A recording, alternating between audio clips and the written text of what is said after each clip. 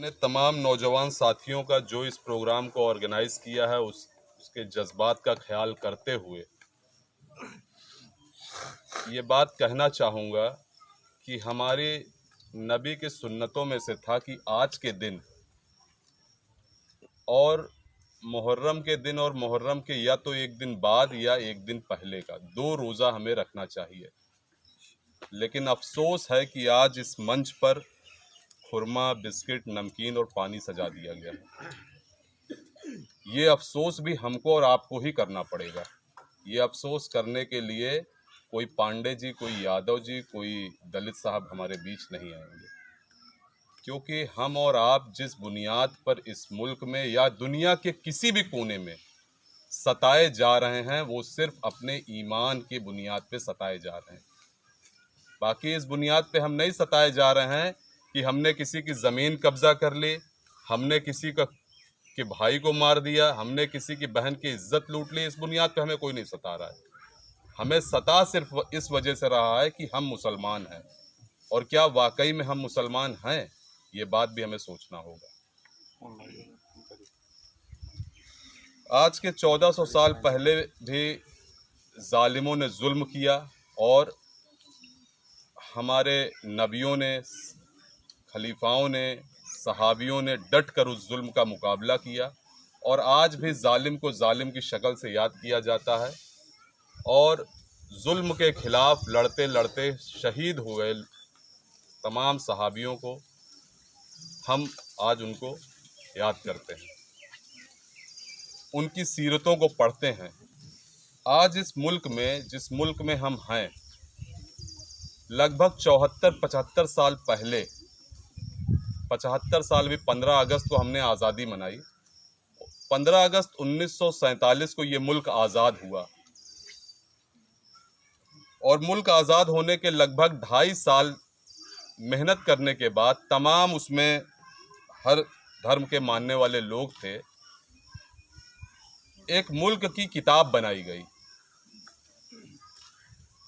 और ये कहा गया कि इस किताब को सारे धर्म के लोगों ने, तमाम उसमें थे, अंबेडकर साहब उसके चेयरमैन थे, ड्राफ्टिंग कमेटी के चेयरमैन थे, और सारे धर्म के मानने वाले उसमें अपनी नुमाइंदगी कर रहे थे। उस किताब को बनाने में बड़ी मेहनत करी गई और उस किताब को इस शक्ल में बनाया गया कि ये मुल्क एक सेकुलर मुल्क होगा, एक धर्मनिरपेक्ष मुल्क होगा। यानी कि आपका अपना धर्म कुछ भी हो सकता है, आप मस्जिद में पूजा कर सकते हैं, हिंदू भाई मंदिरों में जाके अपना पूजा कर सकते हैं, मुसलमान मस्जिदों में नमाज पढ़ सकते हैं, क्रिश्चियन अपने धर्म को मान सकते हैं, जो इस धर्म को ना मानना चाहे वो नास्तिक हो सकता है।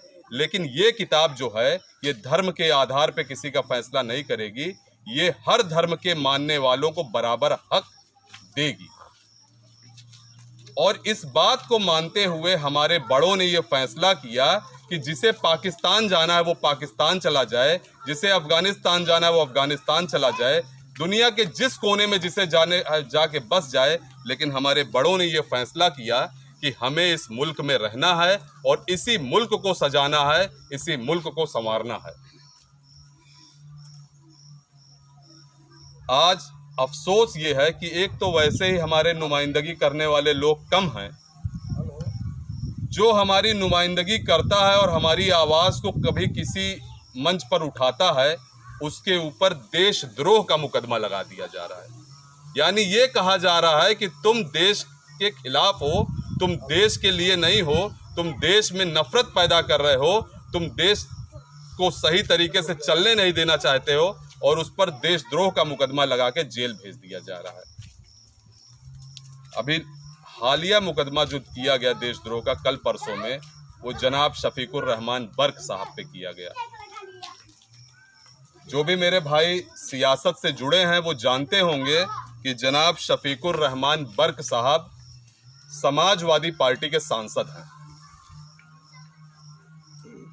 मेरा सवाल जनाब अखिलेश यादव जी से है, उनके पिता को, जनाब मुलायम सिंह यादव जी को, इसी मुसलमान कौम ने लक़ब दिया और मुल्ला मुलायम सिंह यादव का लक़ब उनको दिया गया, और वो मुल्ला मुलायम सिंह के नाम से जाने लगे।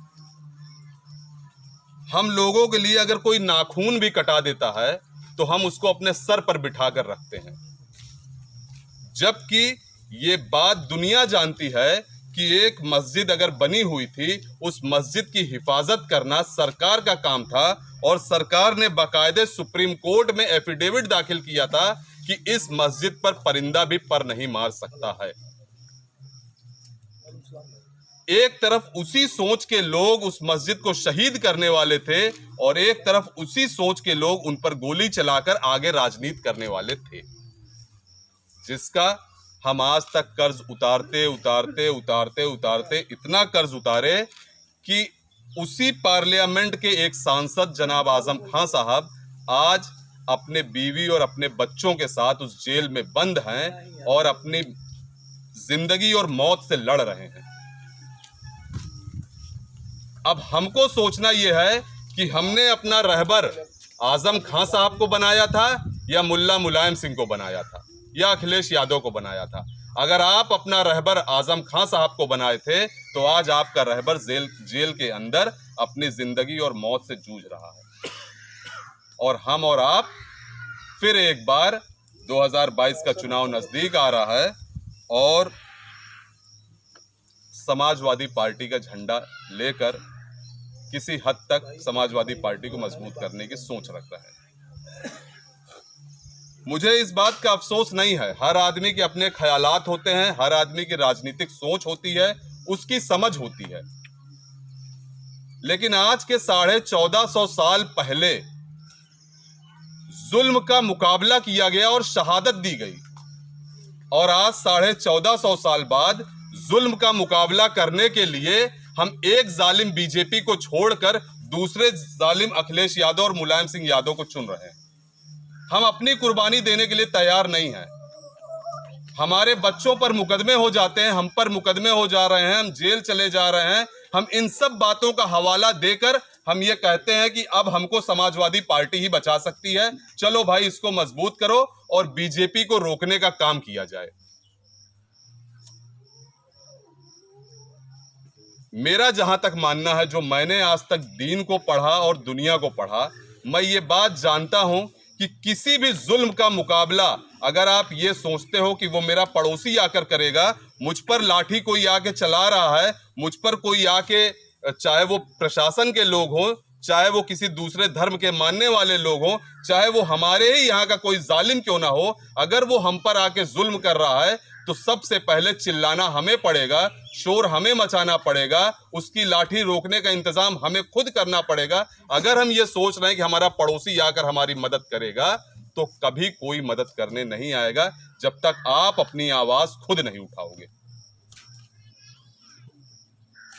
अब अगर आप अपनी आवाज खुद नहीं उठा पा रहे हो, तो आप सोचिए कि ये कमी कहां हो रही है। ये हर आदमी अपने गिरेबान में खुद झांक कर देखे कि अगर मुझे प्रशासन के लोग आ रहे हैं और मुझ पर जबरदस्ती मुकदमा लिखकर मुझे जेल में भेज दे रहे हैं, मेरे घरों पर तोड़फोड़ करके चले जा रहे हैं, मेरे बाप दादा की बनाई हुई जिंदगी भर के कीमती साजो सामान को 1 मिनट में निस्त नाबूद कर दिया जा रहा है, और मेरे पास इसकी आवाज उठाने की ताकत भी नहीं है, चिल्लाने की ताकत भी नहीं है। जो हमारे मुल्क के जमहूरी निजाम में हमें कानून में जो चीजें दी गई हैं, अगर हम वो भी नहीं कर पा रहे हैं, तो इसकी वजह क्या है, ये तलाशने की जरूरत हमें है। ना इसके लिए अखिलेश यादव जिम्मेदार हैं, ना मायावती जिम्मेदार हैं, ना रघुराज प्रताप सिंह जिम्मेदार हैं, ना मुन्ना यादव जिम्मेदार हैं, ना कोई जिम्मेदार है। इस सब के जिम्मेदार सिर्फ और सिर्फ हम और आप हैं। यहां हमसे बड़े बैठे हुए हैं, दीन को मुझसे बेहतर समझने वाले बैठे हुए हैं। मैं जिस चीज़ को समझता हूं, मैं जिस चीज़ को जानता हूं, वो ये है कि अल्लाह ने कलाम पाक में इस बात को कहा है कि जब भी इंसान, कोई भी इंसान, अगर वो अपने रोजी को हराम बना लेगा, अपने रिस्क को हराम और हलाल की पहचान भूलकर अपनी रोजी कमाने लगेगा और उस हराम और हलाल की पहचान किए बगैर खुद को और अपने आलो औलाद को पालना शुरू कर देगा, तो उसका दिल मुर्दा हो जाएगा। उसके पर कितना भी जुल्म हो, उसके सामने कुछ भी होता रहे, वो ना तो हक के लिए अपने चिल्ला पाएगा, ना तो किसी पर जुल्म होगा उसकी आवाज उठा पाएगा। और आज हम सबको ये बात देखना है और सोचना है कि क्या वाकई में हम अपने रोजी की तलाश जो कर रहे हैं उसमें हलाल और हराम की पहचान कर पा रहे हैं? क्या हम इस चीज से बच रहे हैं? राजनीति, सियासत, ये सारी चीजें तभी हो पाती हैं। हमने अभी हालिया एक एग्जाम्पल देखा, अफगानिस्तान का मसला। लोग इस बात को करने से कतरा भी रहे हैं, लेकिन मैं जितना जानता हूं, जब अल्लाह आपको देने पर आ जाएगा तो ना तो आपकी ताकत का मोहताज अल्लाह है, ना तो आपकी तादाद का मोहताज अल्लाह है। जिस दिन अल्लाह देने पर आ जाएगा, पता नहीं कब, किसे और कैसे जरिया बना के आपको वो चीज मिल जाएगी, चाहे वो इक्तिदार ही क्यों ना हो। इसी सरौली के रहने वाले हमारे पार्टी के बड़े जिम्मेदार, उस वक्त वो जिला सदर हुआ करते थे, इसरार भाई, आज वो पार्टी में बड़ी जिम्मेदारी निभा रहे हैं, प्रदेश के सचिव हैं, पूर्वांचल के प्रभारी हैं। इसी सदर विधानसभा में बड़े बड़े, जब वो चुनाव लड़ने के लिए आए और उनकी उम्मीदवारी घोषित हुई और वो टिकट लेकर लखनऊ से आते हैं, तो बड़े बड़े सियासतदान मुझसे खुद डायरेक्टली फोन पर बात किए थे, जो यहाँ के मंत्री और पूर्व मंत्री रह चुके हैं। उन लोगों ने मुझसे कहा कि शुजातुल्लाह, आप कितना तवक्को करते हैं, आपको कितना वोट मिल जाएगा? मैंने उनसे कहा कि सर, इस प्रतापगढ़ सदर विधानसभा में लगभग 75 से 80 हजार वोटर जो हैं वो मुसलमान हैं, और अगर वो उनका 40% या 50% भी पोलिंग होगी तो लगभग 30 से 35 हजार या 40 हजार तक वोट हम पा सकते हैं। उस वक्त उन लोगों ने मेरा मजाक उड़ाया और फोन पर वो हंसने लगे और ये कहे, आपको अभी सियासत की समझ नहीं है, आपको राजनीतिक समझ नहीं है, आप जो है अभी और मेहनत करिए राजनीति में, चीजों को समझिए। मैं कहा, हो सकता है मैं आपसे 10 जूनियर हूं, मुझे नहीं मालूम है, लेकिन आप मुझे जरूर ये बात बता दें कि ये पार्टी ऑल इंडिया मजलिस इत्तेहादुल मुस्लिमीन के उम्मीदवार जनाब इसरार भाई सदर विधानसभा में कितने वोट पाएंगे। उन्होंने मुझसे कहा कि मात्र 5,000 से 8,000 के बीच आपका वोट रहेगा। ये उन राजनीतिज्ञों की बात है जो यहां पर मंत्री रह चुके हैं, जो यहां विधायक रह चुके हैं दूसरी पार्टियों से। हमको और आपको हमारे बीच लोग आते हैं तो यही बताया जाता है कि तुम्हारा तो वोट ही बहुत थोड़ा से है, और वो भी वोट तुम्हारा जो है आधा समाजवादी में जा रहा है, कुछ बसपा में जा रहा है, कुछ कांग्रेस में जा रहा है, और MIM को वोट कितना मिलेगा। और हम और आप उस वक्त जो अपने आप को सबसे बड़ा सियासतदान साबित करने के लिए और सबसे ज्यादा नजदीकी उनका बताने के लिए उनकी बात को मानकर यही बात अपने कौम के लोगों को बताते रहते हैं चौराहों पर बैठकर, और इसी बात की एक हवा बनाई जाती है कि मुसलमानों का वोट है ही नहीं है तो वोट मिलेगा कहां से। आप सब इस बात के गवाह हैं, आप सब ये जानते हैं कि इसी सदर विधानसभा के उपचुनाव में ऑल इंडिया मजलिस इत्तेहादुल मुस्लिमीन के उम्मीदवार सरौली ग्राम सभा के रहने वाले जनाब इसरार भाई 21,000 वोट पाकर तीसरे नंबर के कैंडिडेट रहे, और 2 नेशनल पार्टियों को अपने से पीछे करने का उनको ये कामयाबी अल्लाह ने दी। ये सियासी समझ और सियासी शऊर था, जबकि उन्हीं मंत्री जी से मैंने कहा था कि 35 से 40 हजार वोट मिलेंगे। अगर बहुत ज़्यादा मैं नहीं कह रहा हूं तो इसी सदर विधानसभा में मात्र 48% की पोलिंग हुई थी उस टाइम। आप रिकॉर्ड उठाकर देख लीजिए, 48% पोलिंग होने के बाद जो वोट हमको मिले थे वो वोट कम से कम 30 से 32 हजार वोट मुसलमानों का वोट पोल हुआ था। यहीं पर समाजवादी पार्टी के लोग भी वोट पाए थे। उसी वोट में से कांग्रेस के लोग भी, नीरज तिवारी उस वक्त कैंडिडेट थे, वो भी वोट पाए थे।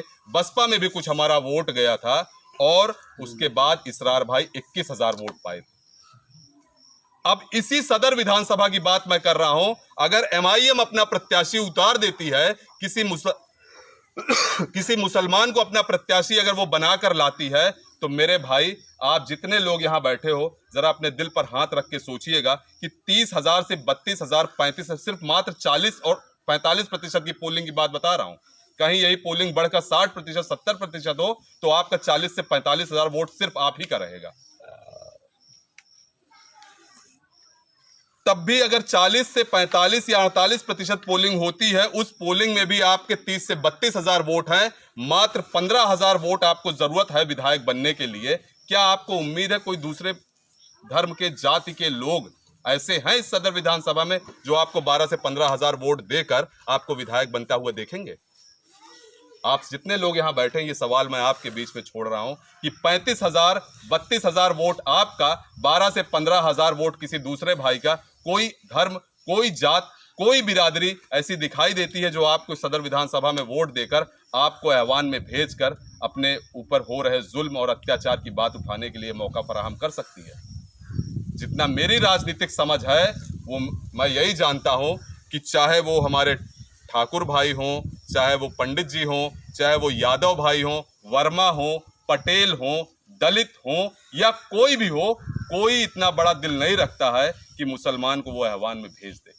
इस मुल्क में अगर इतना बड़ा दिल कोई रखता है तो वो सिर्फ मुसलमान रखता है कि वो अपना रहबर अखिलेश यादव को बना लेता है, कभी वो अपना रहबर की शक्ल में मायावती को देखने लगता है, कभी वो कांग्रेस के प्रमोद तिवारी को देखने लगता है, कभी इस प्रतापगढ़ के सबसे जालिम शख्स रघुराज प्रताप सिंह को अपना रहबर मान लेता है। और फिर ये हालात पहुंच जाते हैं कि हमारे बच्चों को पढ़ने के लिए कोई तालीमगाह नहीं मिलता। इस पूरे मुल्क की बात कर रहा हूं, आप नजर उठा के देखिए, इन जवान बच्चे जो हमारे भाई बैठे हैं, अगर ये तालीम लेने जाना चाहे, इंटर के बाद अगर ये एलएलबी करना चाहें, इंटर के बाद ये मेडिकल में जाना चाहें, इंटर के बाद ये इंजीनियरिंग कॉलेज में जाना चाहें, इंटर के बाद ये किसी दूसरे कोर्स में जाना चाहेंगे, तो कौन सा इदारा ऐसा है जो किसी मुसलमान ने कायम किया हो और ये वहां पर जाकर अपनी तहजीब और अपनी तमद्दुन के साथ रहकर वो तालीम हासिल कर सकें। जबकि यहीं से आप आजमगढ़ जाइए और रोड के किनारे दाईं तरफ और बाईं तरफ देखते हुए जाइए, फलाना यादव इंटरमीडिएट कॉलेज, फलाना यादव डिग्री कॉलेज, फलाना यादव प्राइमरी कॉलेज, फलाना यादव ये कॉलेज, फलाना यादव वो कॉलेज, हर तरह के कॉलेज आपको मिल जाएंगे। आज हमसे ये कहा जाता है कि आप तालीम नहीं हासिल करते, इस वजह से आप पिछड़े हैं। हमने कभी पलटकर उनसे सवाल नहीं किया कि क्या यादव जी ही यूनिवर्सिटी खोल सकते थे, क्या यादव जी ही तालीमगाह खोल सकते थे, क्या यादव जी ही डिग्री कॉलेज खोल सकते थे, क्या मुसलमान डिग्री कॉलेज नहीं खोल सकता था? खोल सकता था मेरे भाइयों, खोल सकता था। इस मुल्क में 100 साल पुरानी एक यूनिवर्सिटी है जिसका नाम अलीगढ़ मुस्लिम यूनिवर्सिटी है। आज भी मैं अलीगढ़ मुस्लिम यूनिवर्सिटी का तालिबे इल्म रहा हूं। मैं बता रहा हूं बड़ी जिम्मेदारी के साथ, बनाने वाले का नाम अगर पूछेंगे तो आपको मिलेगा कि सर सैयद अहमद खान ने उस इदारे को कायम किया था। अगर देखा जाएगा अलीगढ़ मुस्लिम यूनिवर्सिटी के दरो दीवार पे आपको ला इलाहा इल्लल्लाह और अल्लमल इंसान मालम या आलम लिखा हुआ आपको ये मिलेगा। आप जाएंगे 17 हॉल में, हॉस्टल में, आपको वहाँ पर आज़ान देती हुई मस्जिदें मिलेंगी, नमाज होती मस्जिदें मिलेंगी, जमात में निकलने वाले प्रोफेसर्स मिलेंगे, लेक्चरर्स मिलेंगे, स्टूडेंट्स मिलेंगे, लेकिन नहीं मिलेगा तो उस मुस्लिम यूनिवर्सिटी को माइनॉरिटी का दर्जा नहीं मिलेगा। आज भी अलीगढ़ मुस्लिम यूनिवर्सिटी का माइनॉरिटी का दर्जे के केस पेंडिंग सुप्रीम कोर्ट में पड़ा हुआ है और उस अलीगढ़ मुस्लिम यूनिवर्सिटी को अल्पसंख्यक यूनिवर्सिटी का दर्जे का इदारा नहीं घोषित किया गया है। ये बात हमको और आपको कभी कोई यादव जी नहीं बताएंगे, कभी कोई पंडित जी नहीं बताएंगे, कभी कोई दलित भाई हमारा आके नहीं बताएगा। वो सिर्फ आपको यही बताएगा कि बीजेपी को हरा दो वरना तुम्हारे ऊपर जुल्म होता रहेगा। अब आपको सोचना है कि बीजेपी को हराने के लिए आप वोट देने जा रहे हैं या अपने बच्चों के मुस्तकबिल को बनाने के लिए वोट देने जा रहे हैं। हमारे और आपके रहबर ऑल इंडिया मजलिस इत्तेहादुल मुस्लिमीन तो अभी कुछ दिन हुआ इस उत्तर प्रदेश में आए हुए। इससे पहले हम और आप अपना रहबर आजम खां को ही मान रहे थे। आजम खां साहब ने एक शुरुआत की, क्योंकि आजम खां साहब भी उसी अलीगढ़ मुस्लिम यूनिवर्सिटी के पढ़े हुए हैं, उसी लॉ फैकल्टी के पढ़े हुए हैं जिस लॉ फैकल्टी में मैंने भी तालीम हासिल की है। आजम खां की एक सोच थी, सर सैयद अहमद खां की सोच को लेकर उन्होंने एक इदारा कायम करने का सोचा और उस इदारा कायम करने के लिए आजम खां ने बहुत बड़ी कुर्बानी दी है। मैं आजम खां के और मसलों पर नहीं जाना चाहता, उनके सियासी मसले कुछ भी हो सकते हैं, लेकिन एक मसले पर मैं जानता हूं कि अगर इस पूरे उत्तर प्रदेश या हिंदुस्तान में सर सैयद अहमद खान के बाद कोई दूसरा सर सैयद पैदा हुआ है तो उसका नाम आजम खां है। आजम खां साहब ने एक शुरुआत करी और लोगों के यहाँ जा जाकर, यहाँ से लेकर विदेशों तक में जो भी थे जानने वाले, उन सब से उन्होंने चंदा इकट्ठा किया। भीख मांगा आजम खान ने, सरकारों से भीख मांगा और मांगने के बाद आजम खान ने एक ऐसी आलीशान यूनिवर्सिटी कायम करी और उसका नाम मौलाना मोहम्मद अली जौहर विश्वविद्यालय रखा। मौलाना मोहम्मद अली जौहर विश्वविद्यालय, मौलाना मोहम्मद अली जौहर कौन थे ये सब आप लोग पढ़ते होंगे, इतना जानते होंगे। इस देश में सबसे बड़ी कुर्बानी, आज़ादी की कुर्बानी देने वाले शख्स का नाम अगर लिया जाए और अगर वो किसी फिरका परस्ती से ना अपने दिल को बांध कर रखा हो तो वो नाम सिर्फ मौलाना मोहम्मद अली जौहर का निकलेगा। और उनके नाम पर वो विश्वविद्यालय का नाम रखा गया और आज उस विश्वविद्यालय का ये हाल है कि उसकी गेट को तोड़ने की बात की जा रही है, उसकी ज़मीनों को जब्त करने की बात की जा रही है। आजम खां पे उस यूनिवर्सिटी के नाम पर 2500 मुकदमे लगाए गए और भैंस चोरी, बकरी चोरी, किताब चोरी, वहाँ के फर्नीचर चोरी, इस तरीके के मुकदमे कम से कम 85 से 90 मुकदमे आजम खां के ऊपर लगाकर उस जेल की कालकोठरी में डाल दिया गया। और हम और आप समाजवादी को मजबूत कर रहे हैं। क्या कर रहे हैं? बीजेपी को हराने की कोशिश कर रहे हैं। मेरे भाई यहाँ पर जो भी बैठे हुए हैं, सलीम भाई ऑल इंडिया मजलिस इत्तेहादुल मुस्लिमीन की जिम्मेदारी इसरार भाई के बाद संभाल रहे हैं। रानीगंज से अगर ये शख्स भागकर आपके बीच आ रहा है और आने के बाद यहाँ बैठकर वहाँ से अपना डीजल खर्चा कर रहा है, अपना टाइम खराब कर रहा है, अपने भाई की बीमारी है और उसको हॉस्पिटल में छोड़कर, अपनी बीवी और अपने बच्चों को उसकी तीमारदारी के लिए छोड़कर अगर सरौली में आकर आप लोगों के बीच बैठकर अपनी बात कर रहा है तो इसमें कोई MIM ना कोई फंड दे रही है, ना कोई बोनस दे रही है, ना कोई सैलरी दे रही है, ना ही ये विधायक बनने जा रहे हैं, ना ही सांसद बनने जा रहे हैं। बस सिर्फ और सिर्फ एक फिक्र है कि जब कोई झंडा उठाने वाला नहीं है, जब कोई ऑल इंडिया मजलिस इत्तेहादुल मुस्लिमीन का झंडा उठाने वाला नहीं है तो अपने आप को इन्होंने आगे कर दिया और ये कहा कि मैं प्रतापगढ़ में इस सदारत की जिम्मेदारी लेकर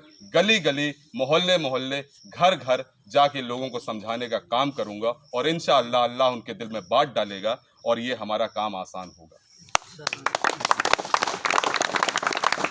अभी बब्बे भाई बोल रहे थे, बब्बे भाई को जो पुराने लोग होंगे उनके नाम से वाकिफ होंगे।